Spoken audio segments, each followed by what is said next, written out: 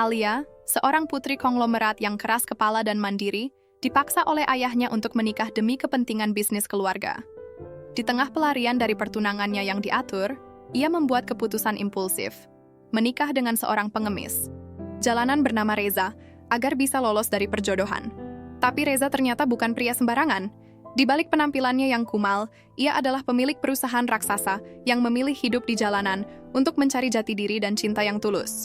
Namun, kebenaran tak bisa disembunyikan selamanya, dan ketika semuanya terungkap, cinta mereka pun diuji. Alia menatap pantulan dirinya di cermin besar kamar. Gaun putih berbahan satin itu jatuh anggun di tubuhnya, berkilau lembut di bawah lampu gantung kristal. Rambutnya disanggul rapi, dihiasi mutiara kecil-kecil seperti taburan bintang. Di mata orang, ia tampak sempurna. Tapi di matanya sendiri, ia seperti boneka porselen yang siap dipajang di etalase, tidak lebih. Sayang, semua tamu sudah datang. Kamu siap? Suara ibunya masuk bersama ketukan lembut di pintu. Alia menghela napas. Ia ingin menjawab, "Tidak, Bu. Aku tidak siap. Aku tidak pernah siap." Tapi yang keluar hanya gumaman kecil. "Iya, bentar lagi." Saat pintu tertutup kembali, Alia menatap wajahnya sendiri. Gadis 25 tahun dengan gelar ekonomi dari luar negeri, pewaris tunggal Hartanto Group, jaringan bisnis yang mencakup dari properti hingga farmasi. Tapi di balik semuanya, ia hanya anak perempuan yang kehilangan arah. Perjodohan ini bukan ide gila ayahnya semata. Ini strategi. Sang calon, Bagas, anak sulung dari partner bisnis utama ayahnya, adalah pria yang nyaris sempurna. Ganteng, mapan, karismatik, dan membosankan. Ini akan jadi merger yang hebat, kata ayahnya kemarin. Seolah ini soal perusahaan, bukan hidup anaknya. Alia tahu, Bagas bukan orang jahat, tapi ia tidak mencintainya. Bahkan, ia tidak pernah bisa membayangkan hidup berdampingan dengannya. Bagas seperti CEO versi cetakan pabrik, rambut klimis, senyum tipis, dan bicara seperti brosur investasi. Sama sekali bukan tipe Alia yang spontan dan suka menertawakan hal-hal sepele. Suara musik mulai terdengar dari bawah. Tamu-tamu mulai berdatangan. Perut Alia terasa mual. Ia menatap pintu. Bisa saja ia keluar sekarang, naik ke pelaminan, lalu hidup bahagia versi orang tuanya. Atau keluar lewat jendela, seperti adegan drama remaja yang dulu ia tonton diam-diam. Tiba-tiba, ide itu tidak terdengar sebodoh biasanya. Tanpa pikir panjang, Alia membuka jendela. Ia masih pakai gaun panjang itu, lengkap dengan sepatu hak tinggi yang membuatnya susah bernapas. Tapi adrenalin menggantikan rasa takut. Ia panjat jendela balkon lantai 2, lalu lompat ke halaman samping. Untung rumputnya tebal. Beberapa pelayan melihatnya, tapi terlalu bingung untuk bertindak. Alia lari. Sepatunya copot. Gaunnya terseret-seret di aspal, tapi ia tak peduli. Untuk pertama kalinya dalam hidup, ia merasa bebas. 1 jam kemudian, Alia duduk di halte pinggiran kota. Nafas ngos-ngosan, rambut acak-acakan. Gaun pengantin yang tadinya mewah kini penuh debu dan sobek sedikit di ujung. Ia tertawa kecil sendiri. Gila. Ini gila banget. Tapi rasanya menyenangkan. Beberapa orang menatapnya dengan heran, tapi tak ada yang mendekat. Sampai seorang pria duduk di sampingnya. Rambutnya berantakan, wajahnya gelap terkena matahari, bajunya lusuh dan sedikit sobek di pundak. Ia membawa kantong plastik isi botol bekas dan 1 tas besar berisi entah apa. Lari dari pernikahan ya? Tanyanya. Santai. Seperti menebak cuaca, Alia menoleh cepat. Hah? Pria itu tersenyum tipis. Gaun panjang, rambut sanggul, muka panik. Tebakan saya sih lumayan akurat. Alia mendengus. Bukan urusan kamu. Benar. Tapi kamu duduk. Di halte yang biasanya saya pakai buat tidur, katanya. Mengangkat alis. Alia mengerjap. Oh, maaf, aku cuma butuh tempat buat mikir. Mikir sambil pakai gaun 5 juta di pinggir jalan. Keren. Ia mengangguk seolah serius, lalu membuka botol air minum dari tasnya. Mau minum? Alia menatap botol itu, ragu. Itu bersih nggak? Pria itu terkekeh. Sama bersihnya kayak keputusanmu buat nikah tadi. Alia menghela napas. Ia diam sebentar, lalu mengambil botol itu. Thanks. Mereka duduk dalam diam cukup lama. Lalu si pria bertanya, nama kamu siapa? Alia. Reza. Ia menjulurkan tangan. Tangannya kasar, penuh bekas kerja, tapi jabatannya hangat. "Makasih udah nggak nanya macam-macam," kata Alia. "Sama-sama. Kadang, yang kita butuhin cuma diem bareng orang asing, ya nggak?" Alia tersenyum. Untuk pertama kalinya hari itu, ia merasa tidak dinilai, tidak diatur. Hanya didengar. "Jadi kamu mau ngapain sekarang, Alia?" Pertanyaan itu sederhana, tapi entah kenapa sulit dijawab. Ia menatap jalanan yang gelap, lampu-lampu kota yang berkedip di kejauhan, dan bertanya dalam hati, "Aku sendiri nggak tahu. Tapi mungkin malam ini aku baru saja memulai hidupku yang sebenarnya." Angin malam menggigit kulit Alia. Ia merapatkan gaun putihnya yang kini lebih mirip lap kain pel lantai. Rambut yang tadi disanggul cantik kini menjuntai lepas, sebagian menempel di pipi berkeringat. "Ini Jakarta, bukan film romantis Korea," gumamnya. "Aku bisa diculik, dibegal, atau lebih parah, viral." Reza yang duduk di sebelahnya terkekeh. "Tenang aja, viral itu langkah awal menuju jadi selebgram." Alia mendesah panjang. Satu-satunya teman bicara malam ini adalah pria, dengan jaket belel dan tas lusuh. Tapi anehnya, ia lebih nyaman ngobrol dengan Reza daripada dengan siapapun di pesta pertunangannya tadi. "Serius deh," kata Alia pelan. "Aku bahkan nggak tahu mau kemana. HP ketinggalan, dompet nggak bawa. Aku cuma bawa penyesalan." Reza menatapnya sebentar, lalu berdiri dan menggapai tasnya. "Kalau mau, ikut aku aja dulu. Tempatku sederhana, tapi cukup buat tidur." Alia menatapnya curiga. "Tempatmu itu, maksudnya kardus pinggir jalan?" "Bukan, kardusnya sudah kuganti sama triplek." "Upgrade dikit lah," jawab Reza santai. Alia ingin tertawa, tapi menahan diri. Bagaimanapun, ini pria asing, tapi dia nggak terlihat jahat, justru terlalu tenang. Seseorang yang nggak punya apa-apa, tapi bisa bikin orang lain merasa aman. "Aneh kan? Jauh nggak?" tanya Alia akhirnya. "Jalan dikit, kita bisa numpang bajaj kalau mau." Alia akhirnya memutuskan ikut. Mereka naik bajaj tua yang suaranya lebih berisik dari hati Alia yang kalut. Sepanjang perjalanan, Reza cerita soal markasnya. Sebuah bangunan kosong yang dulunya ruko. Sekarang tak berpenghuni dan jadi tempatnya bermalam. Kadang ada satpam lewat, tapi selama kita nggak ganggu, mereka juga santai. Jelas Reza sambil menyender di pojok bajaj. Alia cuma mengangguk. Ia masih nggak percaya hidupnya yang biasanya berputar di antara hotel bintang 5 dan pesta gala, malam ini berakhir dengan naik bajaj bersama pria jalanan yang baru dikenal. Begitu sampai, Alia menatap bangunan di depannya. Bekas ruko 2 lantai, catnya mengelupas, jendela bagian atas pecah. Tapi saat masuk, ternyata tak separah bayangannya. Ada tikar, beberapa botol air, lampu darurat, bahkan rak kecil yang rapi. Ini base camp. "Welcome home." "Sementara?" kata Reza. Alia duduk di tikar. "Perlahan, kamu tinggal di sini sendiri?" "Iya. Dulu bareng 2 orang teman, tapi mereka udah balik ke kampung. Aku betah di sini. Sepi, damai." "Kenapa kamu bisa betah hidup kayak gini?" Reza tersenyum samar. "Karena kadang hidup sederhana jauh lebih jujur." Alia menatapnya, heran. "Kamu kok kayak beda ya? Maksudku kamu ngomongnya tenang, gak kayak orang yang hidup di jalan." Reza hanya menjawab dengan bahu terangkat. "Mungkin karena aku gak selalu hidup di jalan, tapi itu cerita lain." Alia menatap langit-langit ruko yang gelap, lalu memiringkan badan. Lelah yang ditahan akhirnya menyerang. Suara kota terdengar sayup dari kejauhan, tapi di sini ada ketenangan aneh yang menenangkan hatinya. "Reza, makasih ya. Malam ini kamu kayak penyelamat." Reza tak menjawab. Ia hanya menatap Alia yang perlahan memejamkan mata. Dan malam itu, untuk pertama kalinya dalam hidupnya, Alia tidur bukan di kamar mewah, tapi di lantai beralas tikar. Tapi entah kenapa, ia merasa lebih tenang daripada biasanya. Pagi datang dengan aroma mie instan dan kopi sachet. Alia terbangun perlahan, dan hal pertama yang ia lihat adalah Reza duduk di sudut ruangan, mengaduk kopi sambil bersenandung pelan. "Selamat pagi, putri pemberontak," sapa Reza dengan senyum geli.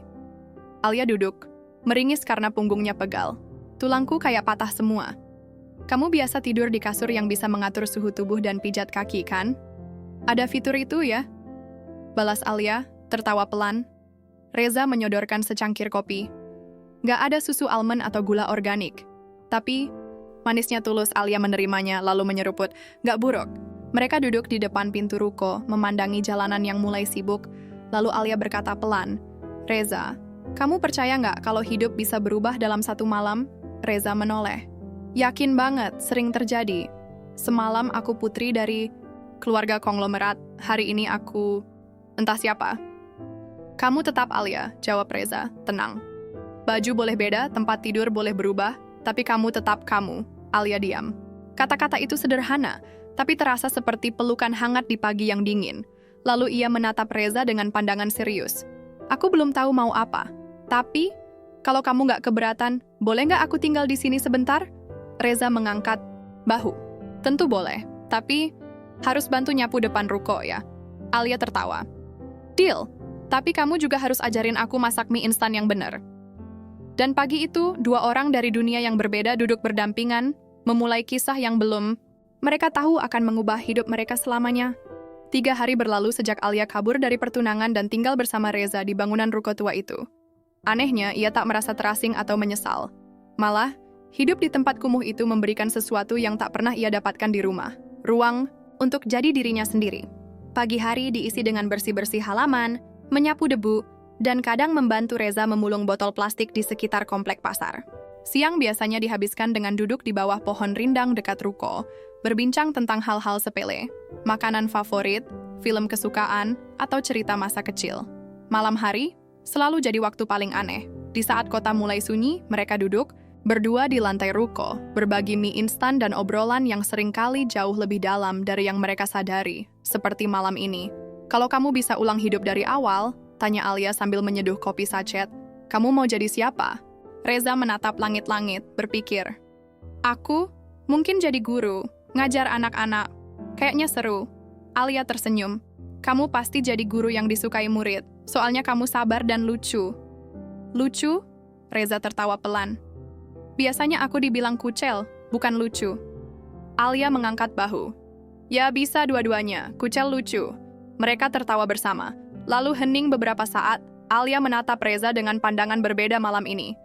Ada ketenangan di matanya, ada kejujuran yang tak bisa ia temukan di dunia lamanya.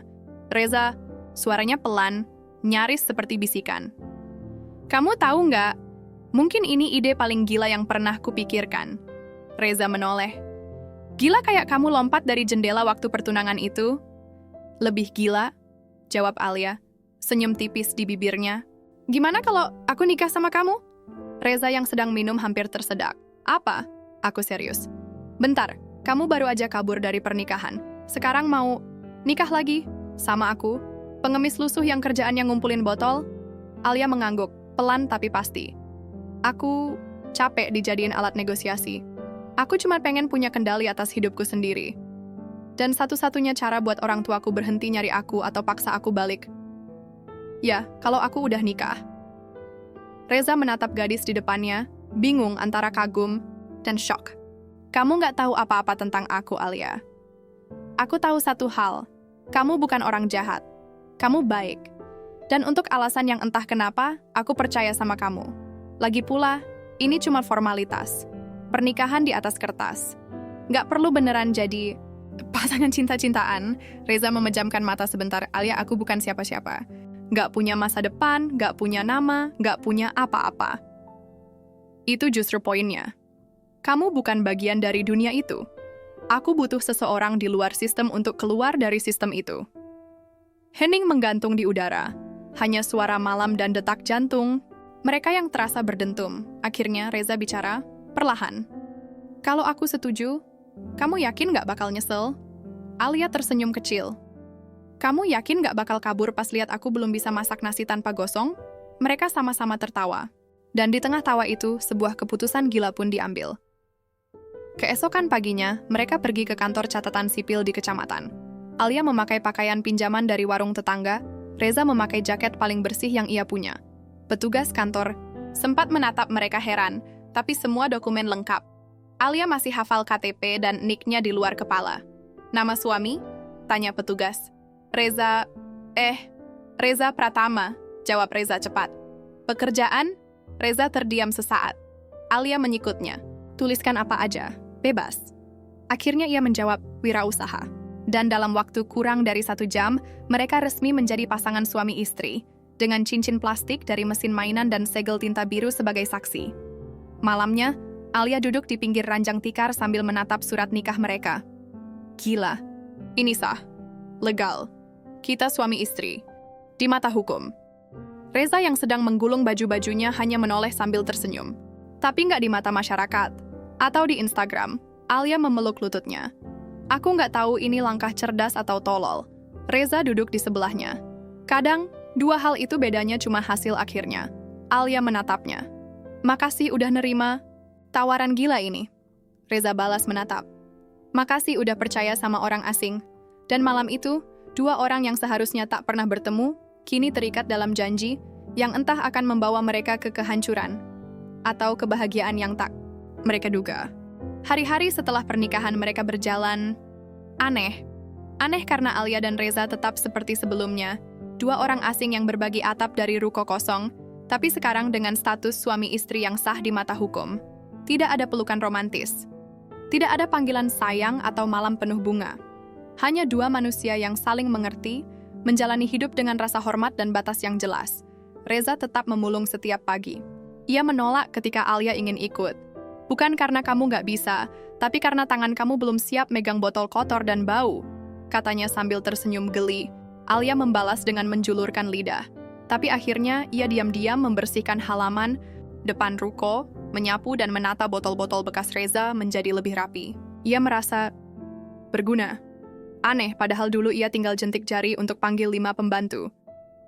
Di malam hari mereka makan bareng. Menu andalan tetap mie instan dan telur dadar. Sesekali diselingi gorengan dari warung seberang. Reza memperkenalkan Alia pada makanan rakyat. Tempe goreng, sambal kacang, dan teh manis panas. Rasa makanan itu nggak ditentukan harga, tapi suasana dan temannya, kata Reza sambil menyuap nasi. Alia mengangguk. Ia mulai paham. Bahkan mie instan yang ia makan bareng Reza terasa lebih nikmat dari steak impor di restoran bintang 5. Malam itu mereka duduk berdua di depan pintu ruko. Langit cerah, bintang tampak malu-malu. Alia menatap ke atas sambil melipat tangan di dada. Dulu aku pikir bahagia itu soal punya semuanya, katanya pelan. Tapi ternyata, bahagia itu ketika kamu nggak perlu pura-pura. Reza diam sesaat, lalu menjawab. Dan kamu, Alia, kamu sekarang lebih asli dari siapapun yang pernah kutemui. Alia tersenyum, sedikit salah tingkah, tiba-tiba Reza berdiri. Aku ada kejutan kecil. Alia menatapnya heran. Kejutan? Reza menghilang ke dalam ruko, lalu kembali membawa sebuah pot kecil berisi tanaman lidah mertua. Apa ini? Tanya Alia, tertawa geli. Tanaman pernikahan kita, jawab Reza serius. Lidah mertua tahan banting, gak gampang mati, dan katanya bisa menyerap racun di udara. Cocok kan buat hubungan kita? Alia nyaris tertawa terbahak, tapi tahan. Ia terharu. Dari semua hadiah mewah yang pernah ia terima dalam hidup, ini mungkin yang paling bermakna. Namain yuk, kata Reza. Biar kita punya simbol. Alia berpikir. Gimana kalau bersama? Reza mengangguk. Setuju. Mereka meletakkan pot itu di pojok ruko, dekat jendela pecah tempat cahaya pagi masuk. Tanaman itu menjadi simbol kecil dari harapan yang tumbuh di tengah reruntuhan. Namun dunia luar tidak diam. Ayah Alia, Pak Hartanto, murka saat mengetahui putrinya kabur dari pertunangan. Ia menyewa detektif, menyebar orang-orang untuk mencarinya, bahkan menghubungi media agar berita itu tidak bocor terlalu luas. Dia tidak bisa lari seenaknya. Ini bukan hanya soal cinta, ini soal masa depan perusahaan kita. Bentaknya dalam rapat keluarga. Ibunya hanya bisa menangis. Mungkin dia hanya butuh waktu. Waktu untuk apa? Menghancurkan reputasi keluarga? Hardik ayahnya lagi. Bagas, calon suami yang ditinggal di pelaminan, tampak tenang di luar, tapi diam-diam menyimpan dendam. Ia merasa dipermalukan, dan dalam diamnya ia menyusun rencana. Jika ia tak bisa memiliki Alia, maka dunia juga tak akan membiarkan Alia bahagia. Di sisi lain, Alia mulai merasa cemas. Sudah hampir seminggu dan ia tahu keluarganya pasti mencarinya mati-matian. Ia mulai berpikir, sampai kapan bisa sembunyi, Reza? Kalau suatu hari aku ketahuan, kamu bakal ninggalin aku nggak? Reza menatap mata Alia. Serius? Enggak, aku di sini karena pilihan. Bukan karena kasihan, bukan karena pura-pura. Alia terdiam. Jantungnya berdetak sedikit lebih cepat. Lagi pula, lanjut Reza sambil menyengir. Siapa yang mau lepas istri yang bisa masak mie instan dan sapu halaman? Alia tertawa kecil, tapi dalam hatinya. Ada sesuatu yang perlahan tumbuh. Mungkin cinta, mungkin kepercayaan, mungkin campuran keduanya.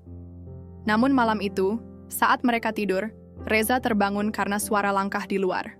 Ia mengintip dari celah jendela. Dua pria asing berkeliaran di sekitar ruko. Salah satunya membawa foto Alia. Reza segera menyadari, pencarian sudah semakin dekat. Ia menoleh ke arah Alia yang tertidur pulas, lalu mengepalkan tangan. Waktunya melindungi rumah kecil yang baru mereka bangun. Dan tanpa Alia tahu, rahasia besar yang selama ini Reza sembunyikan akan segera terkuak. Reza tidak tidur malam itu. Matanya terus mengamati celah pintu, berjaga. Dua pria misterius itu sudah pergi, tapi Reza yakin mereka akan kembali. Apalagi kalau benar mereka dikirim oleh ayah Alia. Ia berjalan pelan ke arah tempat tidur di lantai. Alia masih tertidur nyenyak, wajahnya damai, tanpa beban. Sejak hari pertama mereka bertemu, Reza tahu gadis itu membawa luka, tapi juga keberanian yang jarang ia lihat. Sekarang ia merasa bersalah, karena semua ini tak sesederhana yang Alia pikirkan. Keesokan paginya, Alia bangun dan mendapati Reza sedang memasak mie instan lagi. Kalau aku tinggal di sini sebulan lagi, kamu harus daftar lomba chef dadakan, celetuk Alia sambil duduk dan menguap. Reza tertawa pendek, tapi wajahnya tak sebening biasanya. Kamu kenapa? Tanya Alia curiga. Mukamu kayak baru ditolak pinjaman online.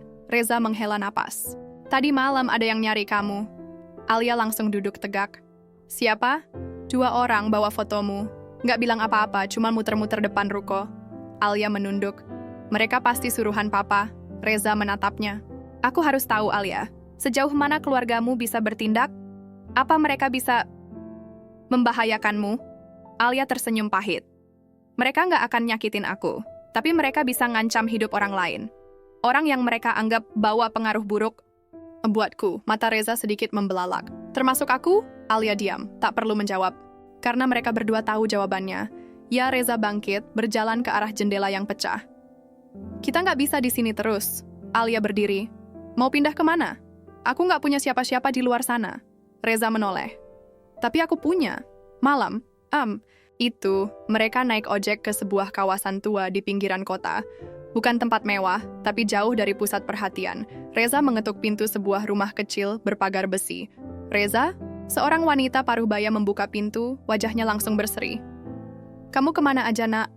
Bu Mira, sapa Reza. Boleh numpang beberapa hari? Wanita itu mengangguk tanpa bertanya lebih lanjut.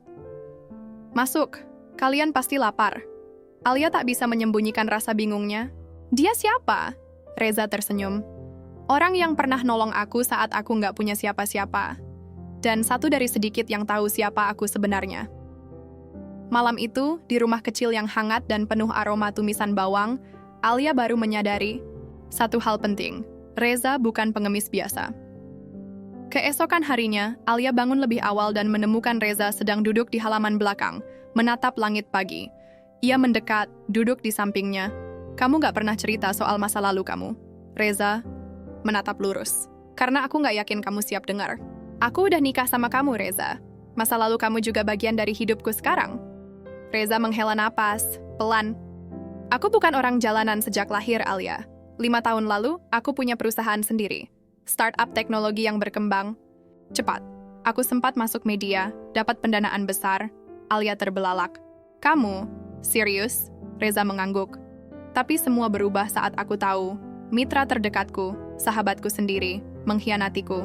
Dia manipulasi laporan, jual data, dan saat aku laporin ke pihak berwajib, mereka balik nuduh aku. Katanya aku fitnah. Perusahaan dijual paksa, reputasiku hancur. Terus, kamu kabur? Bukan kabur. Aku mundur. Dunia bisnis itu kotor, penuh topeng. Aku nggak mau hidup di tengah kepalsuan lagi. Jadi aku lepas semuanya. Ganti nama. Mulai hidup baru. Di jalan. Alia menutup mulut. Shock. Ia mencoba mencernanya. Lelaki yang ia sangka hanya tukang mulung, ternyata dulunya salah satu pengusaha paling menjanjikan di kota ini. Tapi, kenapa nggak bangkit lagi? Kamu punya otak, punya pengalaman. Reza menatapnya dalam. Karena aku belum tahu buat siapa aku mau bangkit. Alia terdiam, Dan di saat itu, ia sadar. Mungkin dia adalah alasannya. Namun tak semua berjalan mulus.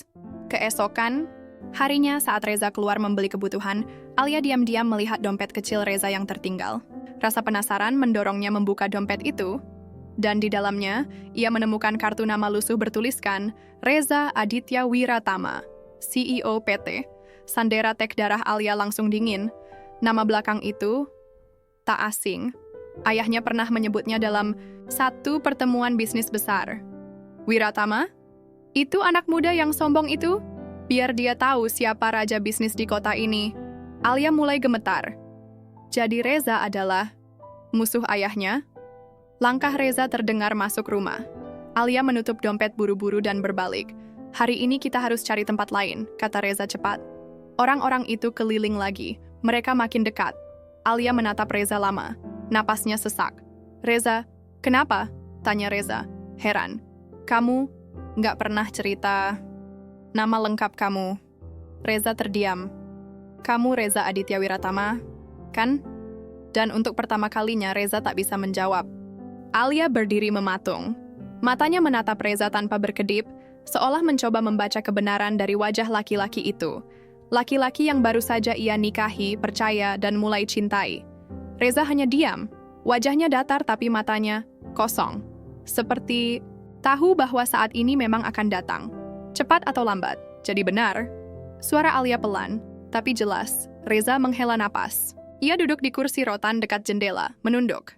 Iya, itu aku. Reza Aditya Wiratama. Dulu. Alia tertawa sinis. Dulu? Jadi kamu pikir dengan berubah jadi pengemis, semua dosa dan dendam bisa dicuci bersih? Reza menatapnya. Aku nggak pernah dendam, Alia. Aku cuma pergi dari dunia yang penuh kepalsuan. Aku nggak pernah niat mendekatimu untuk balas dendam ke keluargamu. Papa tahu siapa kamu, bentak Alia. Aku ingat sekarang. Waktu itu dia bilang, anak muda itu terlalu ambisius. Aku akan buat dia jatuh. Dan ternyata, kamu benar-benar jatuh. Reza mengangguk pelan. Dia memang berhasil, tapi aku nggak pernah ingin menyerang balik. Sampai kamu datang ke hidupku, semuanya berubah. Alia berjalan mondar-mandir. Dadanya naik turun, campur aduk. Ia merasa seperti baru saja ditampar kenyataan. Selama ini, semua ini, apa cuma sandiwara? Tidak, seru Reza berdiri. Aku nggak pernah mainin kamu, semuanya nyata. Perasaanku ke kamu, semuanya jujur. Bahkan aku sendiri nggak nyangka bisa jatuh cinta sama kamu. Alia membalik badan. Tapi kamu bohong. Kamu nggak pernah jujur dari awal. Reza mendekat, tapi Alia mundur. Kamu pikir aku masih bisa percaya setelah ini? Kalau kamu mau pergi, pergi saja, ujar Reza lirih. Tapi setidaknya tahu satu hal. Aku nikahi kamu bukan karena kamu anak konglomerat. Aku nikahi kamu karena kamu satu-satunya orang yang lihat aku sebagai manusia. Bukan sebagai CEO, bukan sebagai pengemis, tapi sebagai Reza. Alia menatap matanya lama. Ada tangis yang tertahan. Ia berbalik, melangkah keluar tanpa sepatah kata. Dan untuk pertama kalinya sejak mereka menikah, Reza merasa benar-benar sendirian. Alia berjalan tanpa arah di kota. Hatinya hancur, pikirannya kacau. Ia merasa dibohongi, tapi juga rindu. Ingin marah, tapi juga ingin kembali. Ia duduk di halte, menunduk, air matanya jatuh perlahan. Kenapa kamu harus jadi dia? Bisiknya pada dirinya sendiri. Suara ponsel di sakunya bergetar. Nomor tak dikenal, dengan malas ia angkat. Halo, Alia. Suara berat itu membuatnya membeku. Suara yang ia kenal. Seumur hidup, Papa, akhirnya ketemu juga kamu. Beberapa jam kemudian, Alia sudah duduk di ruang kerja Pak Hartanto. Laki-laki itu berdiri tegak di depan jendela besar lantai 15, dengan gaya berwibawa seperti biasa. Kamu tinggal sama dia? Tanyanya tanpa menoleh. Ya, dia tipu kamu, Alia. Dia pura-pura miskin buat dapat simpati. Itu cara murah anak seperti dia buat membalas dendam. Dia nggak seperti itu, Pak. Pak Hartanto berbalik, matanya tajam. Dia mungkin belum nyakitin kamu sekarang, tapi dia punya latar belakang yang jelas. Dia musuh bisnis. Dendam masa lalu nggak bisa diremehkan. Kamu harus jauh dari dia. Papa nggak tahu apa-apa tentang dia, jawab Alia pelan. Papa tahu lebih dari cukup, dan Papa nggak akan biarkan kamu hancur. Lalu datang tawaran yang tak terduga. Berhenti temui dia. Balik ke rumah. Kembali ke hidup kamu sebelumnya. Dan Papa akan bersihkan semua catatan masa lalu, Reza. Nama dia bisa bersih lagi di dunia bisnis. Tapi syaratnya, kamu harus tinggalkan dia.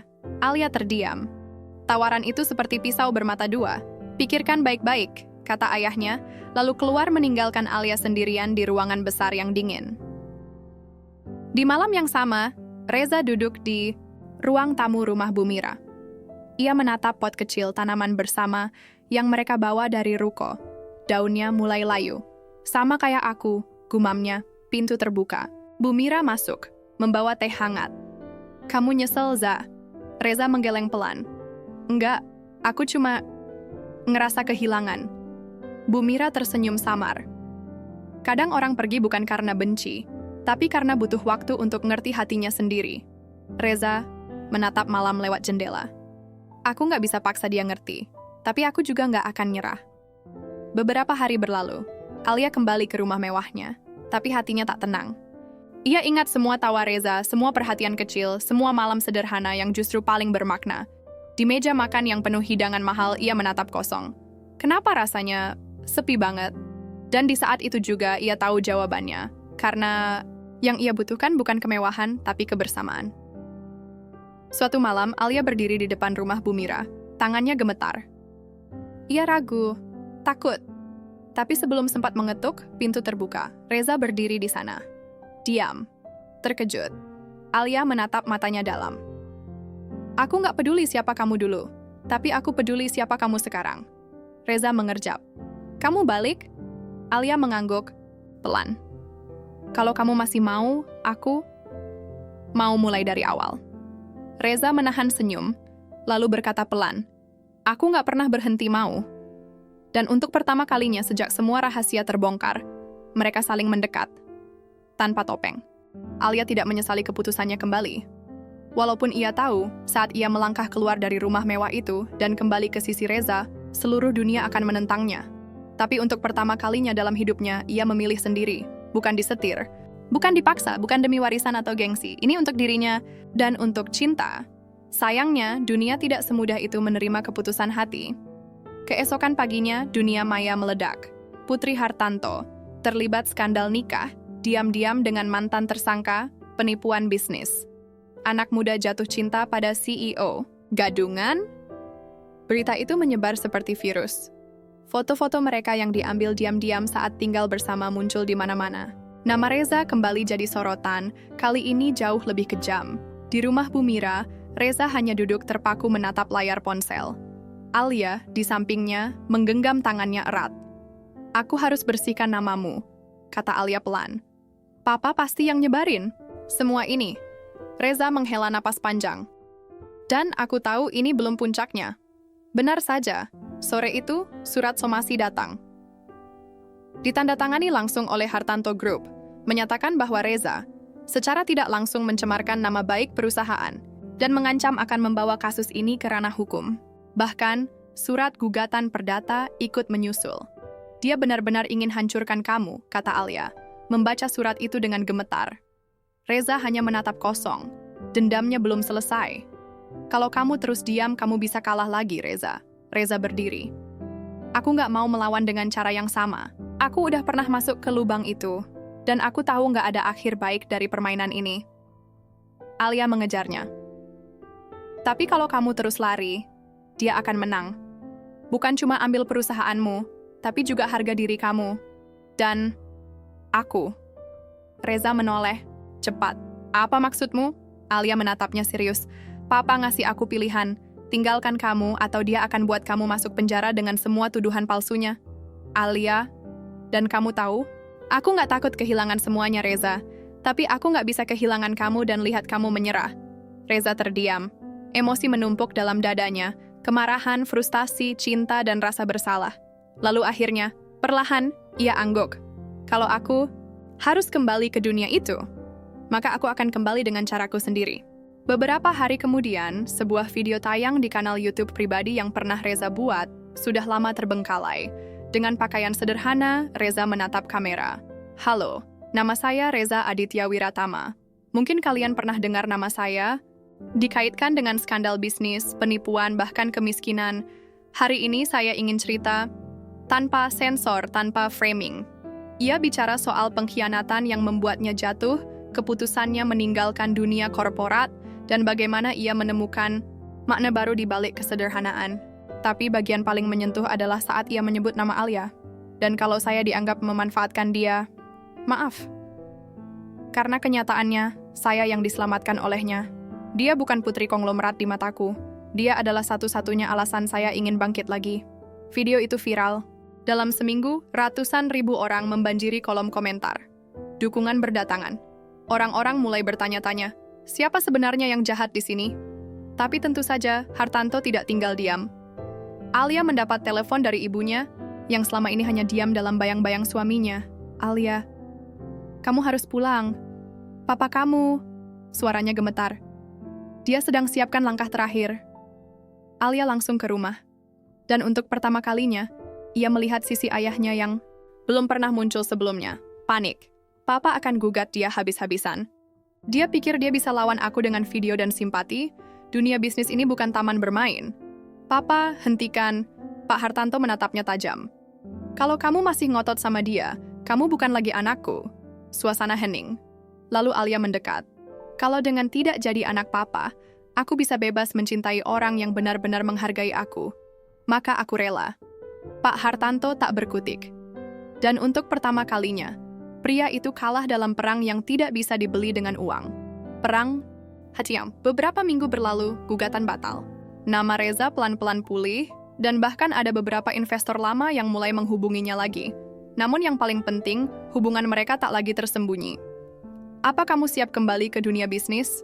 Tanya Alia suatu malam, di atap rumah. Sederhana mereka menatap langit, Reza tersenyum. Aku nggak tahu, tapi kalaupun aku kembali, aku mau kamu ada di sampingku. Bukan cuma sebagai istri, tapi sebagai partner, Alia tertawa. Kamu mau aku jadi co-founder? Kenapa enggak? Kita udah mulai dari bawah bersama. Sekarang waktunya bangkit, bareng. Dan malam itu, di tengah bintang-bintang yang mulai muncul, mereka tahu satu hal, cinta mereka akhirnya berhasil menantang dunia. 1 tahun berlalu sejak malam penuh air mata itu. Malam ketika Alia menolak ultimatum sang ayah dan Reza memutuskan bangkit lagi. Bukan sebagai pengemis, bukan juga sebagai CEO dengan setelan jas mahal, tapi sebagai dirinya sendiri. Dan sekarang, selamat pagi, partner! Suara ceria Alia menyambut Reza di depan pintu kantor kecil mereka yang baru direnovasi. Reza tersenyum, menyerahkan 2 gelas kopi. 1 buat direktur yang suka telat, 1 lagi buat suaminya yang kebanyakan kerja. Alia, nyengir.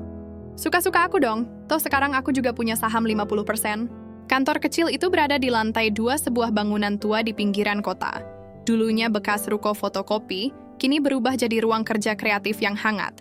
Dinding bata ekspos, rak tanaman, dan papan ide besar bertuliskan, Next, Community-Based, App for Street Vendors. Reza dan Alia tidak kembali ke dunia konglomerat. Mereka memilih jalur lain. Lebih kecil, lebih lambat, tapi jauh lebih berarti, membangun startup sosial untuk membantu pedagang kaki 5 melek teknologi dan bertahan di dunia digital. Masih ingat gak waktu kita cuma punya uang 50.000 dan kamu ngajak beli pisang goreng buat sarapan? Tanya Alia sambil membuka laptop. Reza tertawa. Itu sarapan terenak yang pernah aku makan, karena kamu ada di situ. Alia pura-pura muntah. Cie, so sweet. Tapi serius, Za, kita udah jauh banget. Reza mengangguk. Dan aku nggak nyangka, setelah semua badai kita bisa sampai sini. Malam itu mereka kembali ke rumah Bumira. Rumah kecil itu masih jadi tempat tinggal mereka, walaupun sekarang mereka mampu sewa apartemen mahal di tengah kota. Tapi keduanya sepakat, rumah itu terlalu penuh kenangan untuk ditinggalkan. Alia, kata Reza, di teras belakang, di bawah lampu taman kecil yang redup, aku tahu hidup kita nggak sempurna. Kamu kehilangan keluarga, aku kehilangan segalanya dulu. Tapi sejak ada kamu, aku nggak pernah merasa kekurangan apapun. Alia tersenyum lembut, lalu menatapnya. Papa datang ke rumah minggu lalu, katanya tiba-tiba. Reza langsung menoleh. Apa? Dia nggak ngomong banyak. Cuman bilang, dia nonton semua video kita. Dan dia bilang, kamu lebih jujur dari semua orang yang pernah kerja sama dia. Reza tercengang. Dia juga bilang, dia salah, tapi terlalu tua untuk minta maaf. Dengan kata-kata, Reza terdiam, lama. Dan, dia nitip ini? Lanjut Alia, mengeluarkan amplop kecil. Isinya, proposal kerjasama. Reza tertawa pelan. Itu cara dia minta maaf? Yup, gaya papa banget. Dan kamu? Alia menatap Reza dalam. Aku udah maafin dia, tapi aku nggak akan kembali ke hidup lama. Aku di sini, sama kamu. Bangun semuanya dari bawah dengan tangan kita sendiri. Reza menatap istrinya itu dengan tatapan yang sama seperti saat pertama kali ia melihatnya di pinggir jalan, bingung, kagum, dan jatuh cinta. Terima kasih, Alia. Karena kamu percaya sama aku waktu nggak ada satu orang pun yang percaya. Alia mendekat dan memeluknya. Dan kamu juga percaya sama aku, bahkan waktu aku sendiri nggak yakin siapa diriku. Beberapa bulan kemudian, aplikasi yang mereka rintis resmi diluncurkan.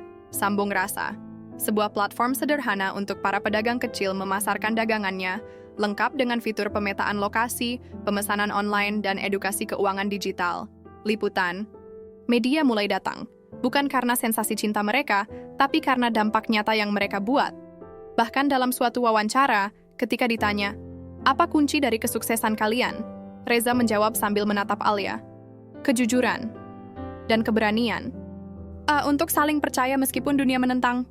Malam hari, di teras rumah, angin lembut meniup rambut Alia. Ia bersandar di bahu Reza, menatap langit malam yang kini tidak lagi penuh awan. Kamu masih simpan tanaman bersama itu? Tanya Alia pelan. Reza menunjuk ke sudut teras. Di mana pot kecil itu kini tumbuh subur, dengan daun baru bermunculan. Dia nggak mati, kata Reza. Sama seperti kita. Alia mengangguk. Kita bukan kisah dongeng, Za. Kita luka, kita retak, tapi kita tetap pilih bertahan. Reza mencium keningnya. Karena cinta bukan soal kesempurnaan, tapi soal keberanian untuk saling memilih. Setiap hari.